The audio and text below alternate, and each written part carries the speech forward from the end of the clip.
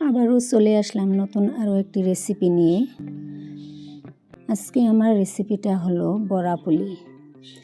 এই বড়া পুলি একবার খেলে বারবার খেতে মন চায়।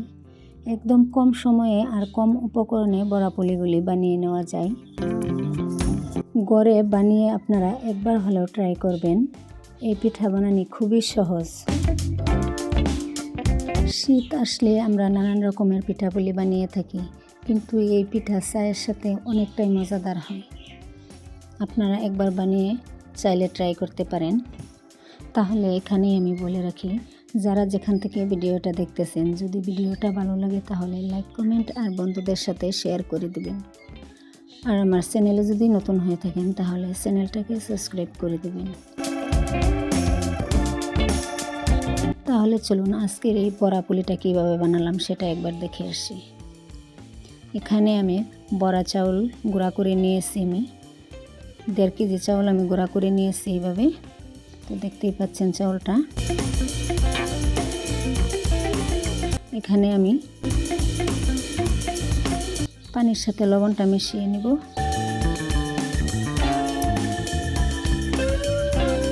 লবণটা মিশিয়ে অল্প অল্প করে আমি এখানে পানি দিব। ছিটিয়ে ছিটিয়ে পানিটা দিয়ে দিব আর আমি এটাকে মিশিয়ে নেব।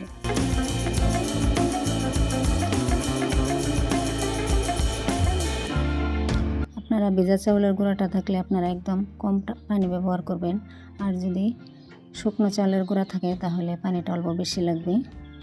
তাই আমি আমার চাউলের গুঁড়াটা শুকনো, তাই আমি পানিটা অল্প বেশি দিয়ে এটাকে আমি মিক্স করে নিব। দলাগুলি এইভাবে হাতের সাহায্যে ভেঙে দিতে হবে। দেখতেই পাচ্ছেন কতটা জোরজোরে হয়েছে। এখন আমি একটা চালনের সাহায্যে আমি এটাকে ছেলে নেব। তো আমি বাঁশের চালন দিয়ে এটাকে ছেলে নেব। আপনারা চাইলে বেলেগ চালন দিয়ে চালতে পারেন।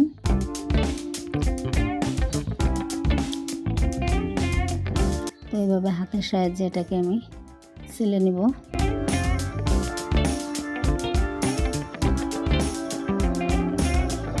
এই পিঠাগুলি ছেলে নিলেও অনেকটাই সুন্দর হয়, বানাতেও খুব সুবিধা হয়।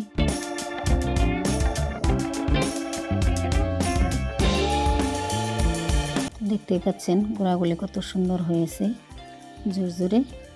এইভাবে আপনারা গুঁড়াগুলি ছেলে নেবেন, তাহলে পিঠাগুলি অনেকটাই সুন্দর হবে।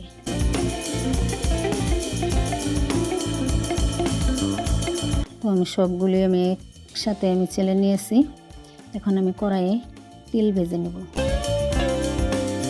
তো আমি 1 বাটি তিল দিয়ে দিলাম এখানে। তিলটা আমি নাড়াচাড়া দিয়ে এটাকে ভেজে নেব।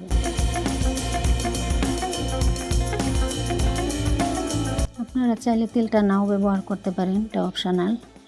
নারকেল গুড় দিয়েও এটা বানানো যায়। যে যেভাবে খেয়ে পছন্দ করে থাকেন সেইভাবে বানিয়ে নেবেন। তো এখানে আমি একে কড়াই বসিয়ে এখানে কুড়ানো নারকেলটা আমি দিয়ে দিলাম। আমি এই পিঠার পুরটা বানিয়ে নিব, তাই আমি নারকেলটা এখানে দিয়ে দিছি। অল্প নাড়াচাড়া দিয়ে দেবো এটাকে আমি। তো এরপর আমি এখানে দিয়ে দেব ভেজে রাখা তিলটা আমি বেটে নিয়েছি। আপনারা চাইলে নাও বাটতে পারেন, আমি এটা বেটে দিয়েছি। এর ফ্লেভারটা অনেকটা সুন্দর হয় বেটে দিলে। তো এরপর আমি গুঁড়ো করা চিনি দিয়ে দেব। চিনিটাও আপনারা চাইলে আস্তা দিতে পারেন, কিন্তু আমি গুঁড়ো করে দিয়ে দিচ্ছি। আর পরিমাণ মতো এখানে আমি লবণ দিয়ে দেব। দিয়ে এটাকে আমি একসাথে মিশিয়ে নেব। আর এই চিনির দলাগুলি ভেঙে দিতে হবে। একসাথে মিশিয়ে আমি পুরটা বানিয়ে নিব। দেখতেই পাচ্ছেন আমার পুরটা রেডি হয়ে গেছে। এখন আমি এটাকে চুলা থেকে নামিয়ে নিব। নিয়ে আমি একটা মাটির তাওয়া বসিয়ে দেবো চুলায়। বসিয়ে এখানে অল্প অল্প করে গুঁড়া দিয়ে এইভাবে হাত দিয়ে ঘুরিয়ে ঘুরিয়ে গোল করে নিব। এর মাঝে এখন আমি পুরটা দিয়ে দেব। পুরটা আমি এইভাবে লম্বা করে দিয়ে দিব।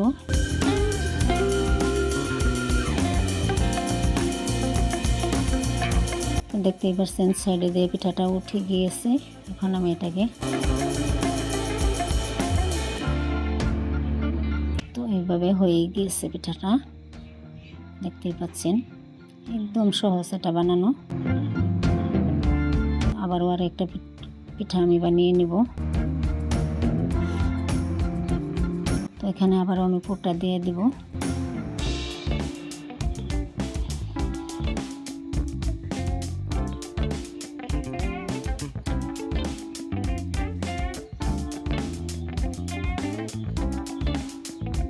তো আবারও আমি এখন এটাকে এভাবে হাতের সাহায্যে এটাকে উল্টে উল্টে গোল করে নেব। তো আমার একইভাবে সবগুলো পিঠা বানানো হয়ে গিয়েছে। এখন আমি পিঠাগুলি নামিয়ে নিয়ে আসলাম। দেখতেই পাচ্ছেন পিঠাগুলি কত সুন্দর হয়েছে। এই পিঠাটা যে দেখে সেই খেতে চাই।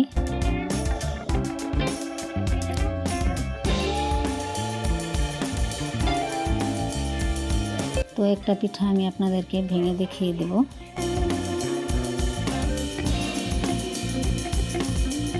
দেখেন এর ভিতরটা কত সুন্দর হয়েছে। পুরটা খেতে অনেকটাই মজার হয় এই পিঠাগুলি। তাহলে আজকের এই পিঠাটা বানানো কেমন হয়েছে আপনারা কমেন্ট বক্সে জানিয়ে দিবেন।